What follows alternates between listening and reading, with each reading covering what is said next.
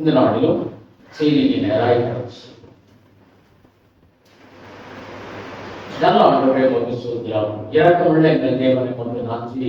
இந்த வேளையிலும் எங்களோடு கூட இருந்து நடத்த போகிற கிருபைக்காய் ஸ்தோத்திரிக்கிறோம். இதுவரை நடத்தின தேவன் இனியும் நடத்த போகிறதற்காக ஸ்தோத்திரிக்கிறோம். அம்மா, வருடம் எங்களுக்கு ஒரு மாறுதலை கொடுக்காது, ஆனால் மாறாத தேவனாகிய நீரே மாறுதல் தருகிறவராய் இருக்கிறீங்க, ஆசீர்வதிக்கிறவராய் இருக்கிறீங்க. ஆண்டவரே, நீங்க சொன்னதை செய்கிறவராய் இருக்கிறீங்க. சாமி, நன்றி தகப்பனே, ஒரு சுதந்திரம் அப்படியே உங்களுடைய பிள்ளைகளுக்கு நீர் செய்ய போகிற கிருபைக்காக உமக்கு நன்றி சாமி. இந்த வேளையிலும் ஆண்டவரே தானே உங்களுடைய பிள்ளைகளோடு கூட நீங்க பேசுகிற அடியானை மறைத்து கர்த்தர் வெளிப்படுங்க. இயேசு கிறிஸ்துவின் நாமத்திலே ஜெபிக்கிறோம்.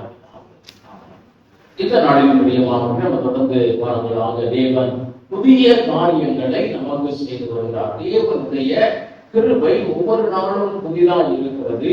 அவர் செய்கிற காரியங்கள் ஒவ்வொரு நாளும் புதிதாக இருக்கிறது. ஏசாயா தீர்க்கதரிசி புத்தகம் 43ஆம் அதிகாரம் 19ஆம் வசனத்திலே அவர்களுக்கு அவர் சொல்லுகிறார், இதோ நான் புதிய காரியத்தை செய்கிறேன், புதிய காரியத்தை செய்கிறேன் சொல்லி இருக்கிறார். இதுல இந்த வாக்கு தத்தங்கள் இப்படிதான் நம்ம அறிந்து கொள்ள வேண்டும் என்றால், இந்த காலங்களிலே பலவிதமான காரியம் இருக்கிறது. இந்த அனுபவம் இல்லாதவங்க ஏதேதோ சொல்லிக் கொண்டிருக்கிறாங்க. இதை குறித்து இந்த நாளில் ஒரு நாளில் நம்ம பார்ப்போமானாலும், ஆண்டவர் நமக்கு வாக்கு தத்துவம் கொடுத்திருக்கிறார். ஒவ்வொருவரையும் அழைக்கும் பொழுது ஒரு வாக்கு கொடுத்திருக்கிறார். இஸ்ரவேல் ஜனங்களுக்கு நிறைய வாக்கு தத்தங்கள் ஏசாயா, எரேமியா, இன்னும் தீர்க்கதரிசிகள் மூலமாய் ஆண்டவர் சொல்லியிருக்கிறார். அதுல ஒரு காரியம் தான், நான் உனக்கு ஒரு புதிய காரியத்தை செய்வேன். இந்த ஏசாயா தீர்க்கதரிசி புத்தகம் அவ்வளவு சொல்லி இருக்கணும்னா, ஒவ்வொரு நாளும் ஒரு வாக்கு தத்தம் கொடுக்கிறாங்க நம்ம சொல்லக்கூடாது. முதல்ல ஆண்டவர் அவங்களுக்கு சொன்ன ஒரு வாக்கு தத்தம் என்னது? நான் உங்களுக்கு இந்த விடுவித்து கானானை தருவேன், விடுவித்து என்ன செய்வேன், கானானை தருவேன்னு சொன்னார். ஆண்டவர் விடுதலை ஆக்கினார். பல பிரச்சனைகள் மத்தியிலே அவங்க கானானுக்குள்ளே போனாங்க. போனவங்க திரும்ப என்ன செஞ்சாங்க? கானானை இழந்தார்கள். ஆண்டவர் கொடுத்த வாக்கை ஆண்டவருக்கு கீழ்ப்படியாததன் மூலம் அவங்க நினைச்சாங்க, இழந்தார்கள். அந்த இழந்த அந்த வாக்குத்தத்த பூமியை ஆண்டவர் அவங்களுக்கு என்ன செய்கிறார்? திரும்ப தரப்போகிறார். என்றால் தேவன் ஒரு காரியத்தை நமக்கு வாக்கு பண்ணினார் என்றால் அந்த காரியம் நமக்கு தான் கிடைக்கும், வேற யாரும் நினைக்கிறது கிடைக்காது. அதனாலே வாக்குத்தத்தம் பண்ணினதை இழந்து போனார்கள். திரும்பவுமாக ஆண்டவர் அவர்களை அந்த வாக்குத்தத்த பூமிக்குள்ள என்ன செய்கிறார்? கொண்டு வருகிறார். அவர் தண்டனையை கொடுத்தார். அந்த தண்டனையின் காரியம் இவர்கள் படுகிற உபத்திரவங்கள், இதன் மத்தியிலே இவர்களை தேற்றும்படியாய் ஆண்டவர் வாக்குத்தத்தம் கொடுத்திருக்கிறார். அல்லேலூயா, அல்லேலூயா. அதனால ஒரு நாள் ஒவ்வொரு வார்த்தை, ஒவ்வொரு நாளும் ஒரு வாக்குத்தத்தமா, ஒவ்வொரு நாளும் ஒரு வார்த்தையா, ஒவ்வொரு ஞாயிற்றுக்கிழமை இதற்கு ஒரு ஜெபமா, இப்படியெல்லாம் நம்ம நினைக்கக்கூடாது. என்றால் தேவன் கொடுத்த வாக்கு தத்தங்களை நம்ம இன்னும் என்ன செய்யல, அச்சீவ் பண்ணல. அந்த அச்சீவ் பண்ணதை நம்ம நிறைய என்ன செய்யறோம், இழந்து கொண்டிருக்கிறோம். அப்படி இழக்காதபடி ஒவ்வொரு நாள் நமக்கு ஒரு சின்ன பிரச்சனை வரும். அந்த பிரச்சனையின் மத்தியிலே தேவன் எப்படி சொல்லுகிறார்? வசனங்களின் மூலமாய் நம்மை ஏற்றுகிறார். அதுதான் இந்த நிறைய வாக்கு தத்தங்கள். நிறைய வாக்கு தத்தம். நீ பயப்படாது, நான் உன்னை தண்டிச்சுட்டு நினைக்காத, உன்னை என் உள்ள கையிலே வரைந்து வைத்திருக்கிறேன். இதற்கு தான் இந்த வாக்கு தத்தங்களை நீங்கள் ஆராய்ந்து பார்த்தீர்கள் என்றால், ஆண்டவர் ஒரு வாக்கு கொடுத்தார். அந்த வாக்கு தத்தத்தின்படி அவர்களுக்கு கானானை கொடுத்தார். அவர்கள் கீழ்ப்படியாமையினாலே இழந்து போனாங்க. கீழ்ப்படியாம என்ன செஞ்சாங்க? அந்த கானான் தேசத்தை இழந்து போனார்கள். ஆண்டவர் திரும்பவுமாய் அவர்களுக்கு சொல்கிறார், பயப்படாத, இழந்ததை நான் உனக்கு திரும்ப தருவேன். எதற்காக இந்த வாக்கு தத்தம் என்றால், ஆண்டவர் கொடுத்தது அவர்களுக்கு போயிடுச்சு, அதை திரும்பவும் தேவன் தருவேன் அவர்களை உற்சாகப்படுத்த முடியாததான். ஏசாயா தீர்க்கதரிசி மூலமாய், இன்னும் எரேமியா தீர்க்கதரிசியின் மூலமாய், எசேக்கியேல் மூலமாய், தானியேல் புத்தகத்தின் மூலமாய், மற்ற புத்தகத்தின் மூலமாய் ஆண்டவர் அவர்களுக்கு ஒவ்வொரு காலகட்டங்களிலும் வாக்கு தத்தங்களை கொடுத்து என்ன செய்கிறார்? அவர்களை உற்சாகப்படுத்துகிறார். என்றால் கொடுத்த வாக்கை திரும்ப அவங்க என்ன செய்ய போகிறாங்க? வெற்றி கொள்ள போகிறார்கள். இதைத்தான் நம்ம புரிந்து கொள்ளணுமே தவிர, ஏதோ ஒரு நாளும் ஒரு வார்த்தை எடுக்கிறது இல்லை. இன்னைக்கு ஒரு நாளும் நீங்க ஒரு செய்தியை பார்க்கிறது தவறு அல்ல. என்றால் ஒவ்வொரு நாளும் வாழ்விலே எப்படியா இருக்கிறோம்? சோர்ந்து போனவர்களா இருக்கிறோம்.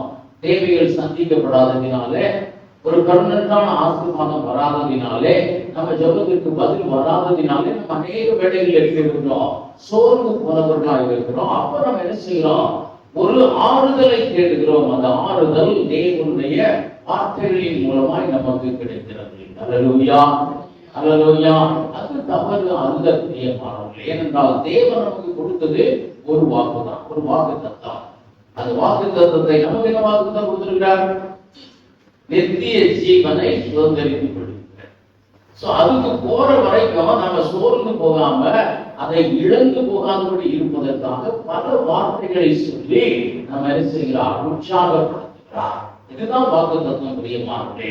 இந்த நாளிலும் பார்ப்போம் என்றால், தேவன் ஒரு புதிய காரியத்தை செய்ய போகிறார். ஒரு புதிய காரியத்தை செய்ய போகிறார். உலகத்தாருக்கு ஒரு புதிய காரியம் என்றால், இந்த இன்னைக்கு ஆண்டவர் சொல்லுகிற ஒரு காரியம் ஆதியாகமம் 15ஆம் அதிகாரம் 1ஆம் வசனம். இந்த காரியங்கள் நடந்த பின்பு கர்த்தருடைய வார்த்தை ஆபிரகாமுக்கு தரிசனத்திலே உண்டாகி அவர் ஆபிரகாமே, நீ பயப்படாதே, நான் உனக்கு கேடகமும் மகா பெரிய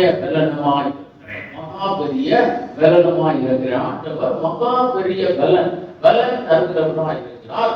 இத நீங்க ஆங்கில ஆம்பிளிஃபைட் பைபிள்ல பாத்தீங்கன்னா அது ரிவார்ட் அண்ட் காம்பன்சேஷன் சொல்லப்பட்டிருக்கிறது. ஆண்டவர் எப்படி என்ன பலன் தருகிறார் என்றால், ரெண்டு வகையான பலன் தருகிறார். ஒரு பலன் என்னன்னா, இழந்து போனதற்கு ஈடாக தருகிறார், காம்பன்சேஷன். இன்னொரு காரியம் என்ன தருகிறார் என்றால், ரிவார்ட் தருகிறார். அல்லேலூயா, அல்லேலூயா. இங்க பார்க்கிறோம் ரிவார்ட் அப்படி பார்க்கிறோம். இந்த வேலை, இந்த வேலை பார்க்கிறவங்க தொழிலாளிகள் எல்லாரும் நினைக்கிறாங்க, ஒரு பண்டிகை தினத்திலே ஒரு கவர்மெண்ட்ல இருந்து பெரிய காரியத்தை எதிர்பார்த்து கொண்டிருக்கிறாங்க. என்ன எதிர்பார்க்கிறாங்க? போனஸ் எதிர்பார்க்கிறாங்க. போனஸ். அதான் ஆண்டவர் சொல்லுகிறார், தேவன் நமக்கு ஒரு புதிய காரியத்தை செய்கிறார். என்ன புதிய காரியம்னா, போனஸ் தருகிறவராய் இருக்கிறார். இந்த போனஸ் எதற்காக தராங்க? எதற்காக தராங்க? யாரும் வேலை பார்க்கறது இல்லை, அது வேற. ஆனால் எதற்காக தருகிறாங்கன்னா, வேலை பார்த்ததற்காக, நன்றாக வேலை பார்த்ததற்காக, அவர்களை உற்சாகப்படுத்துவதற்காக என்ன செய்யறாங்க? அதை கொடுக்கிறாங்க. அதுதான் ரிவார்ட். நம்ம பிள்ளைகளுக்கு சொல்லுகிறோம், ஃபர்ஸ்ட் ரேங்க் வாங்கி நான் உனக்கு என்ன செய்யறேன்? இதை செய்யறேன். இல்லாட்டி இந்த காரியத்தை செஞ்சோம்னா நான் உனக்கு இதை செய்வேன். இதுதான் ரிவார்ட் பிரியமானவர்களே. இந்த நாட்களில் பார்த்தோம்னா அநேக வேலைகளில் நம்ம சோர்ந்து போகிறதற்கு காரணம், நம்ம செய்கிற காரியத்துக்கான பலன் என்ன செய்யல வரல. நம்ம செய்கிறதுக்கான காரியத்துக்கான பலன் வரல. ஆனால் தேவன் அப்படியே விடுகிறவர் அல்ல. 2 நாளாகும் புத்தகம் 15ஆம் அதிகாரம் 7ஆம் வசனத்தில் சொல்லுகிறது, உன் கிரியைக்கு தக்க பலன் உண்டு. வாசிங்காகும் 2 நாளாகும் 15:7.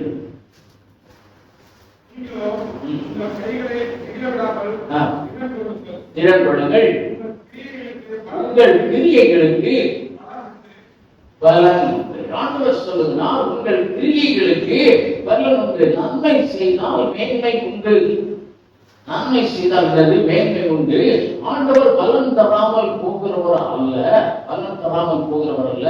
நீங்கள் செய்கிற ஒவ்வொரு நற்காரியத்திற்கும், நீங்கள் செய்கிற தேவனுக்கு பிரியமான ஒவ்வொரு காரியத்திற்கும் எப்படியா இருக்கிறதா பலன் உண்டு வேணும் சொல்லுங்கள். எபிரேயர்கள் நிருபம் 6ஆம் அதிகாரம் 10ஆம் வசனத்திலே அந்த வசனங்கள் தெளிவாய் சொல்லுகிறது, நீங்கள் செய்த நற்காரியங்கள் ஒன்றையும் தேவன் என்ன செய்கிறவர்? மறந்தவர் அல்ல, மறக்கிறவர் அல்ல. வாசிக்கவும்.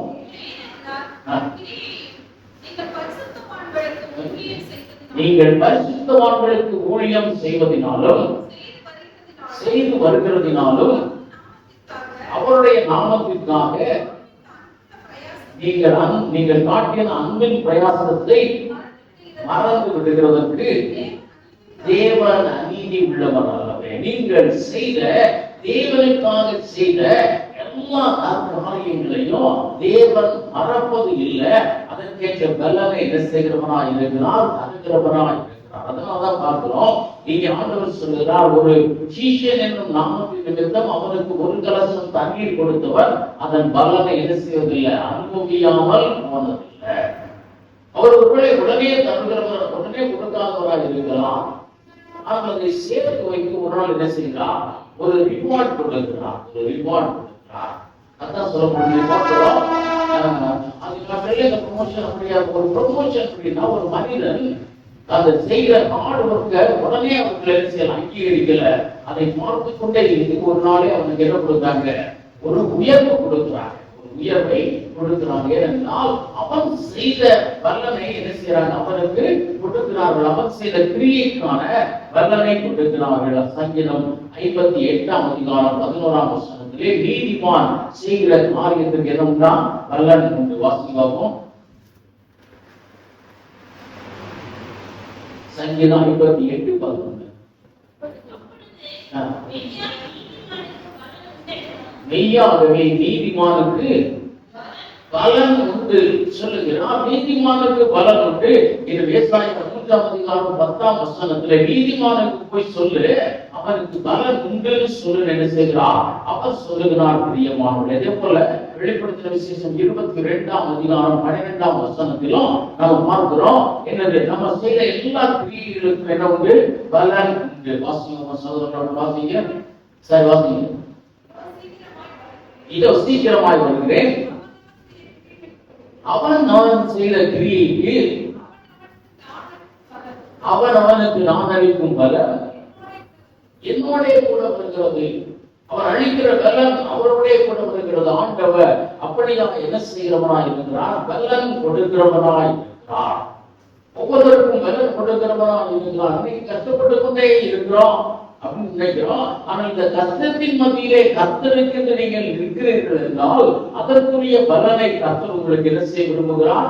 விரும்புகிறோம். 18 வருட காலங்கள் 12 வயதிலே யோசேப்பு தன் தகப்பனை விட்டு என்ன செய்கிறார்? பிரிகிறார். தகப்பனோடு கூட இருக்கும் பொழுதும் அவர் தகப்பனுக்கு பிரியமாய் நடந்தவன் என்று நம்ம வேதத்திலே பார்க்கிறோம். அதனாலதான் தகப்பன் யாருக்கும் கொடுக்காத பலவரண அங்கேயே யோசேப்புக்கு கொடுக்கிறார். ஒரு நல்ல ஒரு பையன், நல்ல ஒரு வாழ்க்கை வாழ்ந்த பையன். ஆனால் 12 வயதிலிருந்து 30 வயது வரைக்கும் அவர் என்ன செய்கிறார்? கஷ்டப்படுகிறார். நன்மை செய்து ஆண்டவருக்கு பிரியமான பரிசுத்தமாய் இருந்ததினாலே அவர் என்னதான் அனுபவிக்கிறார்? சிறை தண்டனையை அனுபவிக்கிறார். அப்ப அவர் பரிசுத்தமாய் இருப்பதற்குள்ள பலன் அவருக்கு என்ன கிடைக்கல. அவர் நன்மை செய்ததற்கு, ஆண்டவருக்காக இருந்ததற்கு நன்மை செய்வதற்கு அவருக்கு என்ன கிடைக்கல? பலன் கிடைக்கல. தகப்பனுக்கு பிரியமாய் நடந்ததற்கு பலன் கிடைக்கல. சகோதரர்கள் அவர் அன்பு வைத்ததற்கு பலன் அவருக்கு என்ன செய்யல? கிடைக்கல. ஆனாலும் ஒரு நாள் வந்தது பிரியமானவர்களே, அவர் செய்த எல்லா கிரியைகளுக்கும் யார் பலன் கொடுத்தா? கர்த்தர் பலன் கொடுத்தார். அல்லேலூயா. கர்த்தர் கொடுக்கிற பலன் எப்படியா இருந்தது என்றால் அது மிக பெரியதாய் இருந்தது. அதான் அவர் ஆபிரகாம் சொன்னான், மகா பெரிய பலனாய் உனக்கு நான் கொடுக்கிற பலன் சாதாரணம் அல்ல. உனக்கு நான் கொடுக்க போகிற ரிவார்ட் சாதாரணம் அல்ல. அது எப்படியா இருக்கிறது என்றால் ஒரு மகா பெரிய பலனாய் இருக்கிறது. பிரியமானவர்களே, வேதம் சொல்கிறது, நீங்கள் உங்கள் கஷ்டத்தின் மத்தியில் பார்க்கிறோம். யோபு தன்னுடைய கஷ்டத்தின் மத்தியிலும் கர்த்தரோடு கூட இருந்தார். தன் நாவினால் கூட அவர் என்ன செய்யல? பாவம் செய்யலை என்று வேதம் சொல்லுகிறது. அதற்கேற்ற பலன் அவருக்கு கொடுக்கப்பட்டதான். அல்லேலூயா, அல்லேலூயா. அவருக்கு கொடுக்கப்பட்டதான் ரெட்டிப்பான ஒரு பலன். அதனாலதான் வேதத்திலே பல இடங்களிலே ஆண்டவர் சொல்லி வைத்திருக்கிறார், கிரியைக்கு தக்க பலன் உண்டு. அல்லேலூயா. அதனாலதான் அவர் சொல்லுகிறார், ஆண்டவர் சொல்லுகிறார், நன்மை செய்கிறதில் நீங்க என்ன செய்யாதீங்க? சோர்ந்து போகாதீங்க. ஏனென்றால் நீங்கள் நன்மை செய்கிறதற்கான ஒரு நாள் நான் ரிவார்ட் தருவேன். ஒரு நாள் அதற்குள்ள பலன் உண்டு. திட்டமாய் தேவன் சொல்லுகிறவனாய் இருக்கு. அதனால்தான் நீங்கள் சோர்ந்து போகாமல் எப்பொழுது என்ன செய்ய? ஜெபம் பண்ணுங்கன்னு சொல்லியிருக்கிறார். ஏன் சோர்ந்து போகக்கூடாதுன்னு சொல்லியிருந்தாருன்னா, ஜெபம் பண்ணி என்னதை கண்டோம் அப்படின்னு நம்ம சொல்லிடக்கூடாது. பரிசுத்தமாயிருந்து என்னதை கண்டோம் சொல்லிடக்கூடாது.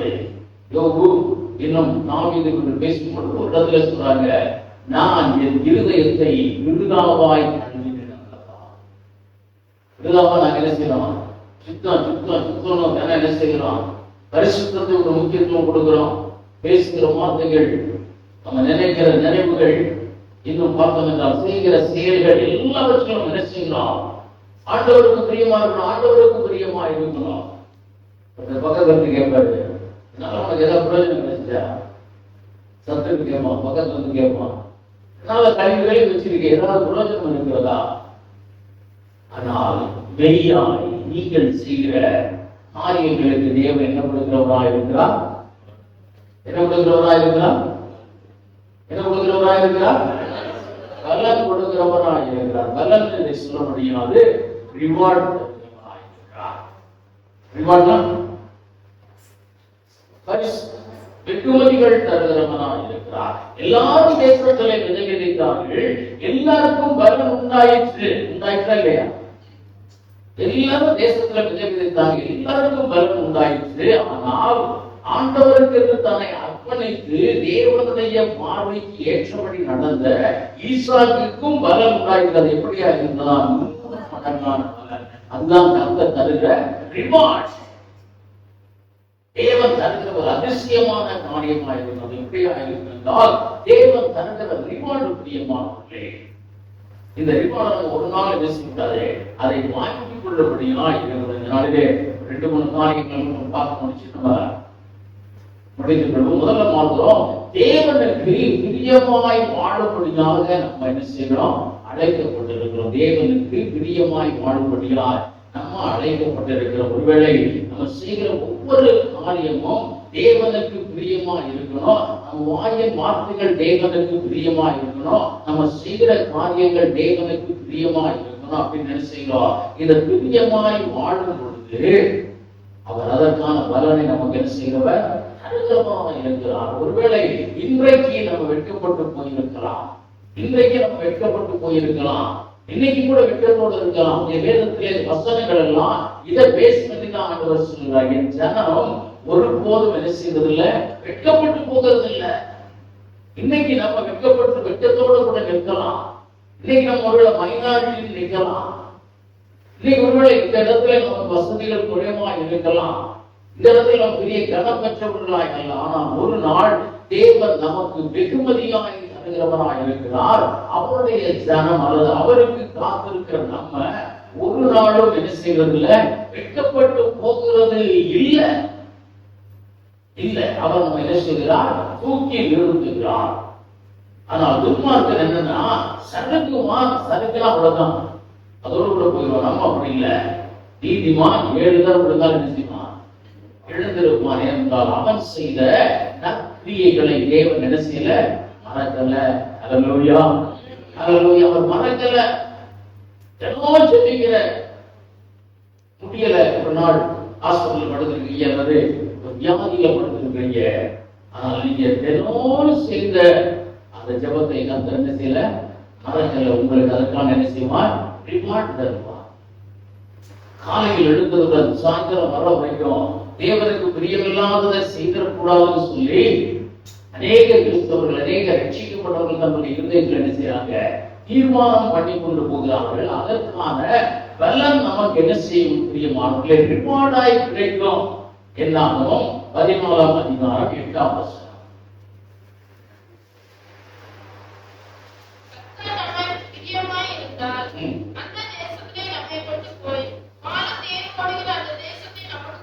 இங்கே பார்ப்போம், கர்த்தர் நம்மேல் பிரியமா இருந்தால் தேவன் நமக்கு கொடுத்த வாக்குத்தத்தங்கள் என்ன செய்யும்? நிறைவேறும். நிறைவேறும். வேதம் சொல்லுகிறது. தேவனுக்கு பிரியமா, தேவன் நம்மேல் பிரியமா இருந்தாலும் அது உண்டாகும் போட்டுதான். என்னன்னா, நம்ம தேவனுக்கு பிரியமான காரியங்களை செய்து வருவோம் என்றால் நம்ம என்ன செய்வோம்? போய் நிச்சயமாய் நமக்கு தந்த வாக்குத்தத்தத்தை என்ன செய்வோம்? சுதந்திரித்துக் கொள்ளுவோம். காலேபும் யோசுவாவும் ஒருவேளை தேவனுக்கு பிரியமான காரியங்களே செய்து வந்தாங்க. தேவனுக்கு பிரியமில்லாத காரியங்களை செய்ய நம்ம யோசுவாவை குறித்து பார்க்கலாம். தேவனோடு கூட எப்பொழுதுமே தேவ சமூகத்தில் இருந்த மனிதன் காலேப குறித்து ஆண்டவரை சொல்றார், உத்தமமாய் என்னை பின்பற்றினார். உத்தமமாய் என்னை பின்பற்றினார். ஒவ்வொரு செய்கையும் தேவனுக்கு பிரியமாய் இருக்கிறதுனாலதான் என்ன சொல்றது? உத்தமமாய் தேவனை பின்பற்றினார்.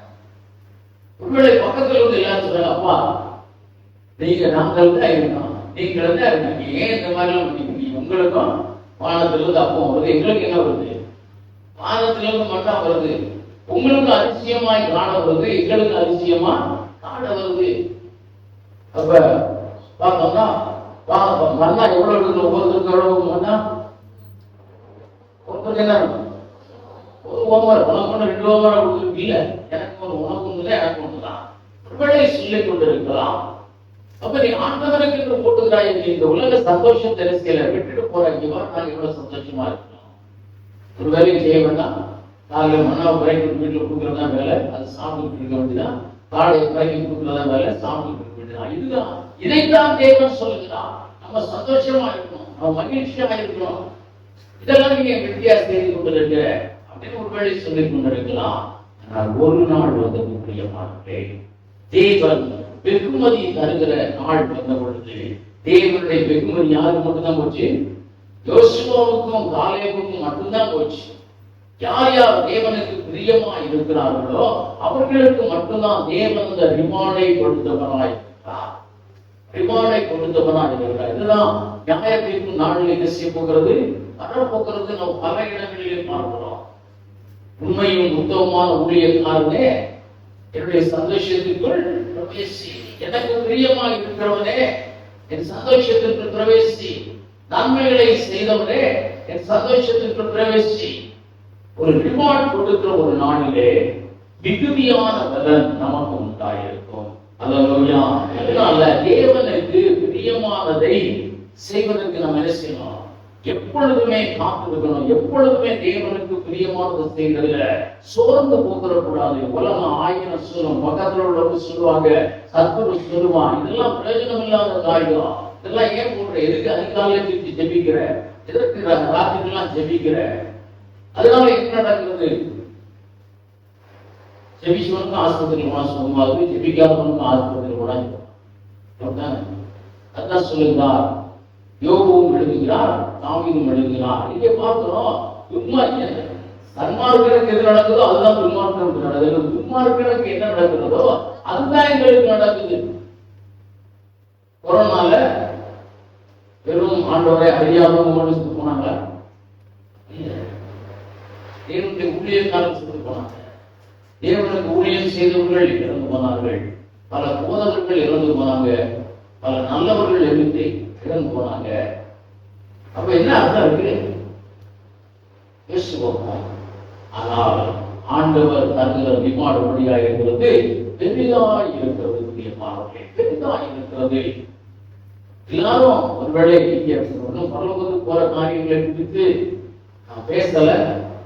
இன்னும் அதை குறித்தான ஒரு பெரிய காரியங்கள் இருக்கிறது. பெரிய காரியங்கள் என்னைக்கு பேசுறது தெரியல.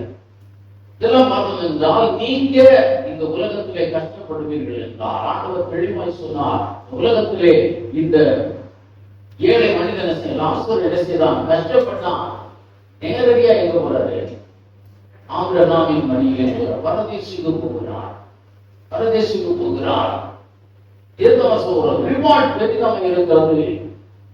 நீ செய்த எல்லா காரியங்களுக்கும் ரிவார்ட் பெரிதாக இருக்கிறது. ஆண்டவரிடத்தில் ஆண்டவரே, ஒரு ரட்சிக்கப்பட்டவன் அவனும் சும்மா இருக்கிறான், உடனே செய்யாம இருக்கிறான், பெருசா ஜெபிக்கல, அவரும் இறந்து போகிறார். நல்லா ஜெபிச்சு நல்ல ஆண்டவருக்கு பிரியமா இருக்கிறவனும் மறித்து போகிறான். இவரும் பரதேசிக்கு தான் போவாரு, அவனும் பரதேசிக்கு தான் போவான். இதுல என்ன வித்தியாசம் இருக்கு என்று பல முறை நான் கேட்ட பொழுது தேவன் பல தரிசனங்கள் மூலமாகவும் வெளிப்பாடுகள் மூலமாகவும் அதிலே தேவன் தருகிற வெகுமதியை திட்டமா எனக்கு கற்பித்து காண்கிறார். பிரியமானவர்களே, தேவனுக்கு நீங்க பிரியமாய் வாழ்ந்தோம் என்றால் உங்களை அழைத்து கொண்டு போகிறதற்கு தேவன் வருவான். தேவ தூதர்கள் வருவார்கள். ஒரு ரிவார்ட் பெரிதாக இருக்கணும். ரிவார்ட் உங்களுக்கு பெரிதாக இருக்கும். ஒரு விஷயத்திலே நான் இப்படியாய் பார்க்கிறேன்.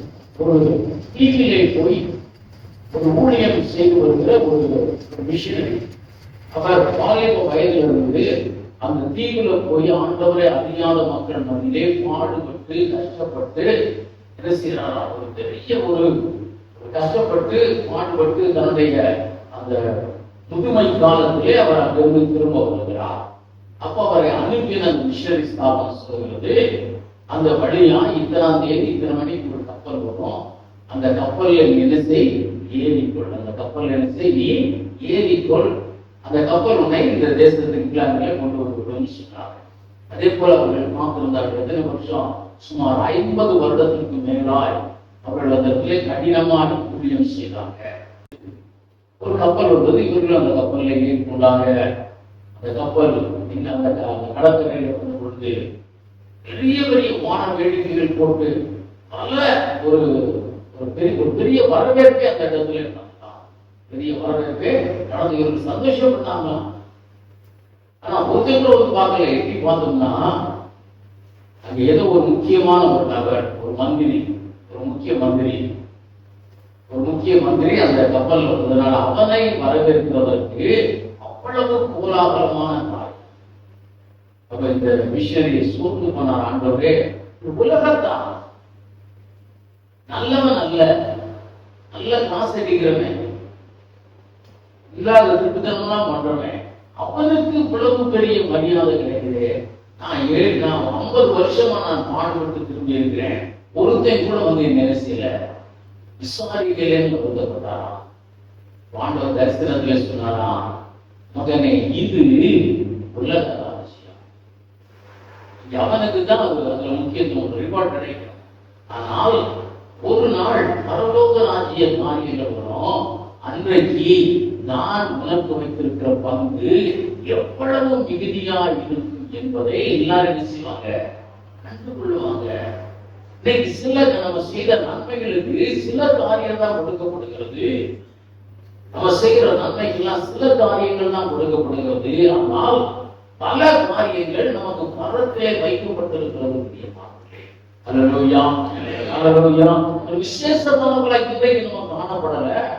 ஆனா விசேஷமான காரியங்களுக்கு கர்த்தர் செய்யலன்னு நம்ம என்ன செய்ய முடியாது, சொல்ல முடியாது. எல்லாருக்கும் மேலாய் கர்த்தர் நம்ம என்ன செஞ்சிருக்கிறார், உயர்த்தி வைத்திருக்கிறார். நீங்க பார்க்கிறோம் தானியேல் 9ஆம் அதிகாரம் 23ஆம் வசனத்திலே முதல்ல தானியேல் வெளிப்படும் பொழுதே அங்கே சொல்லப்பட்டிருக்கிற காரியம், அவர் ஒரு அடிமையாய் பிடிக்கப்பட்டு வந்தார் என்று 1ஆம் அதிகாரத்திலே சொல்லப்பட்டிருக்கிறது.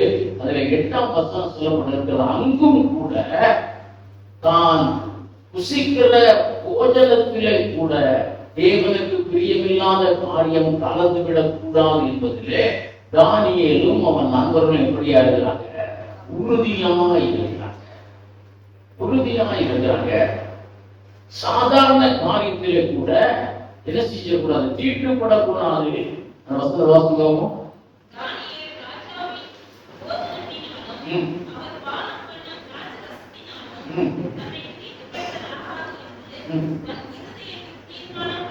எங்கே பார்க்கிறோம், அந்த போஜனத்தினாலும் அந்த நாட்டு ரசத்தினாலும் நாங்கள் தீட்டுப்பட்டு போக கூடாது என்று தீர்மானம் பண்ணி நாங்கள் பரிசுத்தமாய் வாழ வேண்டும்.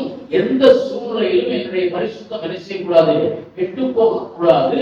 நான் அப்படியாக தேவனுக்கு பிரியமற்றவனாய் மாறக்கூடாது என்பதிலே அவர்கள் ரொம்ப பர்டிகுலராய் இருந்தார்கள். தேவனை பிரியப்படுத்துகிறவர்கள். ஒருவேளை பிற்காலத்திலே அவர்களுக்கு பரலோகத்திலே மிகுந்த பங்கு இருந்தாலும் இந்த உலகத்திலே அவர்களுக்கு ஒரு பங்கை என்ன செய்திருக்கிறார், கர்த்தர் வைத்திருக்கிறார். 2ஆம் அதிகாரத்துல பார்த்தோம், எல்லாரும் சொன்னாங்க ராஜா சொல்லுகிற காரியம் ரொம்ப நல்லதுதான், ஆனா சொப்பனத்தையும் அதன் அர்த்தத்தையும் யாரும் சொல்ல முடியாது. சொல்றாங்களா? யாருமே சொல்ல முடியாது. ஒரு மனிதன் கண்ட சொப்பனத்தை யாரும் சொல்ல முடியாது. நீங்க சொப்பனத்தை சொல்லுங்க, நாங்க விளக்கத்தை சொல்லுகிறோம்னு நாடே சொல்லிச்சு.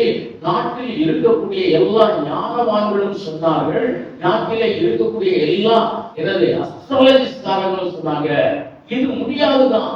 ஆனால் அந்த காரியம் யாருக்கு வெளிப்படுத்தப்பட்டது, தானியேலுக்கு வெளிப்படுத்தப்பட்டது. தேவனுக்கு பிரியமாய் இருந்ததினாலே ஆண்டவர் கொடுக்கிற ரிவார்ட் அதான் சொல்ல முடியும். ஆண்டவர் நமக்கு பிரியமா இருக்கிறேன் எனக்கு ஒண்ணும் கிடைக்கலன்னு சொல்லிக் கொண்டிருக்கிற தேவன் நிச்சயமா உன் கிரியைக்கு தக்க பலன் என்ன செய்வான், தருவான். அதுதான் புதியது, ஒரு போனஸ் தருவான். மற்ற யாருக்கும் கிடைக்காத காரியம் உனக்கு கிடைக்கும். தேவனை பிரியப்படுத்துகிற உனக்கு கிடைக்கும். தேவனுக்கு பிரியமாய் வாழ வேண்டும் என்று எண்ணிக்கொண்டிருக்கிற உனக்கு கிடைக்கும். ஆண்டவர் சொல்லுகிறான். நிச்சயமாகவே தேவன் நமக்கு எப்படி வைத்திருக்கிறார்? ஒரு ரிவார்டை வைத்திருக்கிறார். அதனால தேவனுக்கு பிரியமா இருக்கிறத தெரியாத, சோர்ந்து போகாத, சோர்ந்து போகாத. இன்னும் பார்க்கிறோம், இந்த தானியேல் 9ஆம் அதிகாரம் 23ஆம் வசனத்திலும் நீ மிகவும் பிரியமானவன், ஆதலால் நீ வேண்டிக் கொள்ள தொடங்கின பொழுது கட்டளை வெளிப்பட்டது, நான் அதை அறிவிக்க வந்தேன். இங்கே பார்க்கிறோம், ஜெபம் உடனே கேட்கப்படுகிறது. ஜெபம் உடனே கேட்கப்படுகிறது. அல்லேலூயா, அல்லேலூயா. நம்ம எல்லாரும் ஜெபிக்கிறோம். தனி ஜெபம் பண்றீங்க, குடும்ப ஜெபம் பண்றீங்க, எல்லாரும் ஜெபிக்கிறோம். நம் ஜெபம் கேட்கப்படுகிறதா? ஜெபம் கேட்கப்படுகிறதா? ஆமான்னு சொல்லிக்கலாம். நானும் ஒரு காலத்துல எல்லாம் பேசுறேன், எல்லாமே நான் ரொம்ப ரொம்ப ரொம்ப வித்தியாசமா பேசுனேன். நான் ரசிக்கப்படுறதுக்கு முன்னாலே ஒருத்தரெல்லாம் எங்க சொன்னாரு, தம்பி இப்படி ஜெபிச்சா ஒண்ணும் நடக்காது, ஒரு ஜெபம் கூரைக்கு மேல கூட போகாது எனக்கு சொன்னாரு. நான் சொன்னேன், கூரைக்கு மேல போன அவசியம் இல்லை, தேவன் என் பக்கத்துல தான் இருக்காரு, இங்க போனா எல்லாம் சொன்னோம். ஆனால் பின்னாலே இங்க நீங்க பார்த்தோம் என்றால் எல்லா ஜெபமும் என்ன செய்யப்படல, கேட்கப்படல. அது ஒரு ஊழியக்காரன் அழகா சொன்னாரு, தேவனுடைய அந்த வைத்திருக்கிற இடத்துல இருக்கக்கூடியது எல்லா குப்பையும் போய் கொண்டு போய் கொட்டுற குப்பை கொண்டு இங்க உலகத்துல இருக்க குப்பையை பூரா தேவதூதர்கள் அள்ளிட்டு போறதுக்காக வரல, மணியை பொறுக்கிக் கொள்வதற்காக சொல்றாங்க. தேவனுக்கு பிரியமானவன், தேவனுக்கு பிரியமாய் வாழவும் நினைக்கிறவன், தேவனை எப்பொழுதும் பிரியப்படுத்துவனுடைய ஜெபம் அப்படியா இருக்கிறது. அல்லேலூயா, அல்லேலூயா. இனி பார்க்கிறோம், நிறைய எல்லாரும் ஜெபித்தாங்க. ஆனால் இந்த ஜெபத்தை எடுத்து போவதற்காக யார் வருகிறார்? அந்த ஜெபத்திற்கான பதிலை தருவதற்காக யார் வருகிறார்? ஒரு தேவ தூதன் வருகிறார். 9ஆம் அதிகாரத்திலும் சரி, 10ஆம் அதிகாரத்திலும் சரி, நீங்கள் பார்த்தோம் என்றால் பல 10ஆம் அதிகாரத்தில் பல தடைகளை தாண்டி அந்த செய்தியை அறிவிக்கும்படியாய் யார் வருகிறார்? ஒரு தூதன் இறங்கி வருகிறார். காரணம், தானியேல் பிரியமானவர். அல்லேலூயா. தேவனுக்கு பிரியமாய் வாழவும் நினைக்கிறவர், தேவனை எப்பொழுதும் பிரியப்படுகிறவர், அவருக்கு என்று தேவன் வைத்திருக்கிற உலக உன்னத வெகுமதிகள் பெரிதமாய் இருக்கிறது. தான் சங்கீதக்காரர் 31ஆம் சங்கீதத்தில் சொல்கிறார், மனபுத்திரன் தேவனை நம்புகிறவர்களுக்கும் மனபுத்திரன் முன்பாகவும் தேவனை அறிக்கை செய்கிறவர்களுக்கும் அவர் உண்டாக்கி வைத்திருக்கிற நன்மை எத்தனை பெரியமாயிருக்கும். தேவனை பிரியப்படுத்துகிற உனக்கு வைத்திருக்கிற வெகுமதி பெரியமாயிருக்கும். வெகுமதி பெருந்தா இருக்கு. நான் ஏன் இதை செய்யலாம், இதை செய்யலாம், எல்லாம் செய்யலாம், தப்பே கிடையாது. உன்னுடைய ஜெபம் குப்பை போல கிடக்கும். அது மேல கொண்டு போறதுக்கு யார் வரணும்? தேவதூதன் வரணும். அவன் குப்பையெல்லாம் எடுத்து போறது இல்லை. பார்க்கிறோம், தேவனுக்கு பிரியமானவனுடைய ஜெபம், தேவனை பிரியப்படுத்துகிறவனுடைய ஜெபம் எப்படியாக இருக்கிறது? உடன் கேட்கப்படுகிறது. அதுதான் விலை மதிப்பு அற்றதாக இருக்கிறது, அதுதான் விலையேற பெற்றதாக இருக்கிறது. பிரியமானவர் இன்னும் பார்க்கிறோம், அந்த வெளிப்பாடு மாத்திரமல்ல, இந்த உலகத்தில் நமக்கு கிடைக்க கொடுக்கிறது. தானியேல் வாஸ் மேல என்ன செய்யப்பட்டது? அப்படி உயர்த்தப்பட்டு கொண்டே போனார். உயர்வுகள் இருந்து கொண்டே போகுது. இன்னைக்கு நம்முடைய வாழ்க்கையிலே ஆசீர்வாதம், ரட்சிக்கப்பட்ட நாள் முதல் இந்த ஆசீர்வாதம் எப்படிதான் போகுது? இப்படிதான் போகுது. ஒரு நாள் இப்படி போல கிராப் போட்டோம், எப்படி போல உயர்ந்து கொண்டே போகல. இன்னைக்கு உயரும், நாளைக்கு கீழே இறங்கும், இன்னைக்கு மேல போகும், நாளைக்கு கீழே இறங்கும். ஏன்? தேவனை பிரியப்படுத்துகிற தன்மை எப்படி போகுது, அது கேட்க அது போகும். அப்படிதான் சொல்லுங்க. அதனால பிரியமானவர்களே, தேவனை பிரியப்படுத்துகிறதிலே சோர்ந்து போகாதீங்க. தேவனுக்கு பிரியமான வாழ்வு வாழுகிறதிலே நீங்க சோர்ந்து போகாதீங்க. தேவனுக்கு பிரியமான ஒரு வாழ்வு ஏன் வாழணும், இதுல என்னத்தை கண்டு நீங்க நினைக்காதீங்க. ஒரு நாள் வரும், இந்த யோசேப்பை போல உயர்த்தப்படுகிற நாள் வரும். இந்த தானியேலை போல பெரிய காரியங்களை பெற்றுக் கொள்ளுகிற நாள் வரும். பெரிய வெளிப்பாடுகள் உங்களுக்கு வெளிப்படுத்தப்படக்கூடிய நாட்கள் வரும். நீங்க சோர்ந்து போகாதீங்க. இல்லாண்டோக்கே நான் வெட்கப்பட்டு போயிட்டேனே அப்படின்னு நினைக்காதீங்க. ஒரு நாள் உங்களை குற்றப்படுத்தினவங்க வெட்கப்பட்டு போவாங்க. தேவன் எல்லாருக்கும் மேலா என்ன செய்வார்? உங்களை உயர்த்துவார். அவர் தன்னை பிரியப்படுத்துகிறவர்களுக்கு ரிவார்டு தருகிறவராக இருக்கிறார். அவர் கொடுத்திருக்கிற ரிவார்டு ஒருத்தர் அதுக்கு கம்பேர் பண்ண இல்லை. அவங்க சொன்னாங்க, தேசம் எங்கும் ஒரு மனிதனுக்கு கூட சொப்பனம் மருத்துவம் சொல்லப்பட முடியாது. யாருக்கு சொல்லப்பட முடியும்? தேவனோடு கூட வாசம் பண்ணுகிறவர்களுக்கு, தேவனை பிரியப்படுத்துகிறவர்களுக்கு. தேவன் அப்படியா இருக்கிறார். நிறைய பாயிண்ட் இருக்கிறது, அது இன்னொரு நாள் நம்ம பார்ப்போம். தேவனோடு கூட இருக்கிறவர்களுக்கு ரிவார்டு உண்டு, தேவனை விசுவாசிக்கிறவர்களுக்கு ரிவார்டு உண்டு, தொடர் ஜெபம் செய்கிறவர்களுக்கு ரிவார்டு உண்டு. நம்ம வேதத்தில் பார்க்கிறோம், நீங்க தேவனுக்கு என்று செய்கிற ஒவ்வொரு காரியத்திற்கும் தேவன் எதை தருகிறவனாய் இருக்கிறார்? வெகுமதிகள் தருகிறவனாய் இருக்கிறார். இன்னைக்கு உங்களுக்கு கிடைக்கலைங்கிறத நீங்க நினைக்காதீங்க. இல்லை எனக்கு இன்னும் அதிகமா கிடைக்கலன்னு நினைக்காதீங்க. ஒரு நாள் வரும், இந்த உலகத்திலேயே உங்களுக்கு கொடுக்கப்படுகிற ரிவார்டு பெரிதாக இருக்கும். நரகத்தில் உங்களுக்கு என்ன செய்வார்? பங்கு வைத்திருப்பார். அதான் சீஷர்களுக்கு சொன்னார், என் நிமித்தமாக நீ எதை இழந்தாலும் இம்மையே மூலத்தனையாயும் அதோடு கூட நித்திய ஜீவனை என்ன செய்வ? வெற்றி கொள்வர். ஒவ்வொரு நாளும் கர்த்தருக்கு பிரியமுள்ள ஒரு வாழ்க்கை வாழ்வோம். கர்த்தருக்கு ஒவ்வொரு நிமிஷத்தையும் கர்த்தருக்கு பிரியமுள்ளதாய் மாற்றுவோம். அவர் உங்களுக்கு என்று வைத்திருக்கிற நன்மையை உங்களுக்கு தருவார், ரிவார்ட் தருவார், வெகுமதிகள் தருவார். அது இந்த உலக மனிதனால கற்பனை கூட பண்ணி பார்க்க முடியாது. கர்த்தருடைய ஆசீர்வதிக்கிறோம். எல்லாரும் உலகப்படி தேவன் நோக்கி பார்ப்போமா?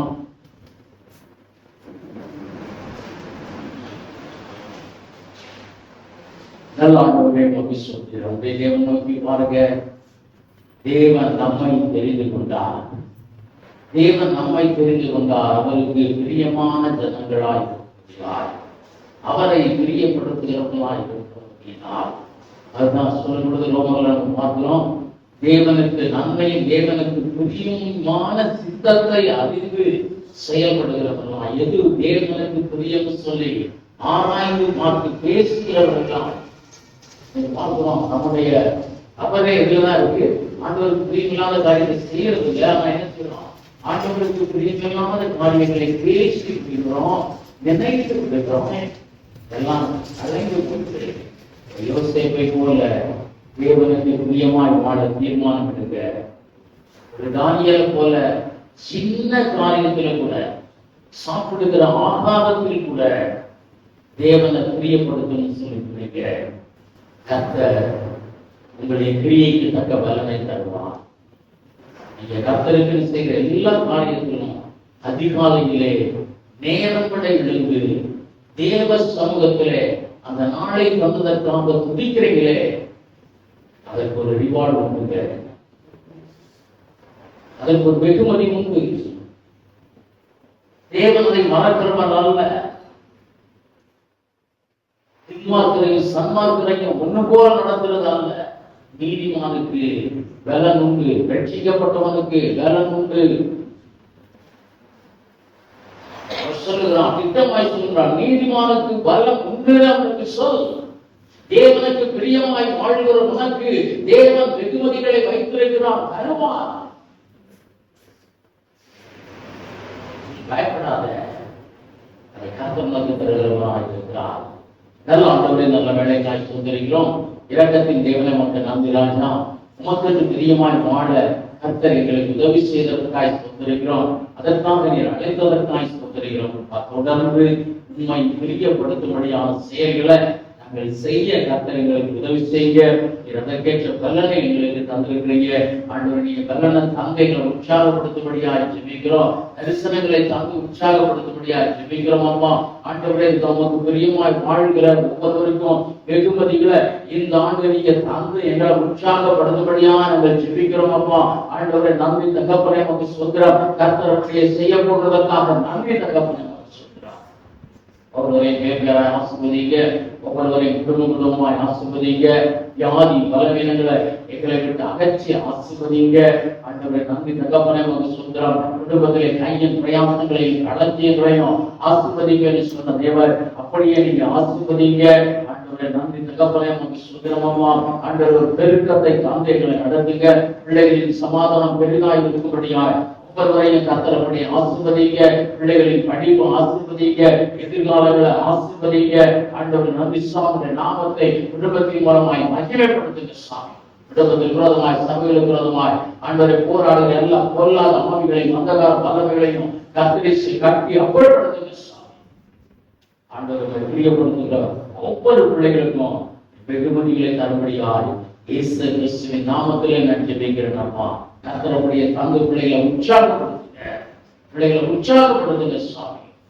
தேவனுடைய செய்தி நடத்துங்க. எல்லாரையும் சட்டை மறைத்து பாதுகாத்து ஆசீர்வதிக்கும்படியாய் இயேசு கிறிஸ்துவின் நாமத்திலே ஜெபிக்கிறோம். நாமமாவே கர்த்தரை ஸ்தோத்திரி, என் முழு உலகத்தை நாமத்தை ஸ்தோத்திரி. நாமமாவே கர்த்தரை ஸ்தோத்திரி, கர்த்தர் செய்த சகல உபகாரங்களையும் நம்முடைய கர்த்தராகிய இயேசு கிறிஸ்துவின் கிருபையும் பிதாவாகிய தேவனுடைய அன்பும் பரிசுத்த ஆவியின் அன்பும் ஐக்கியமும் சமாதானமும் சந்தோஷம் நம்ம நகரோடு இன்று சுதாகாலம் உண்டாயிருப்பதாக. ஆமென். ஹல்லேலூயா, ஹல்லேலூயா, ஹல்லேலூயா.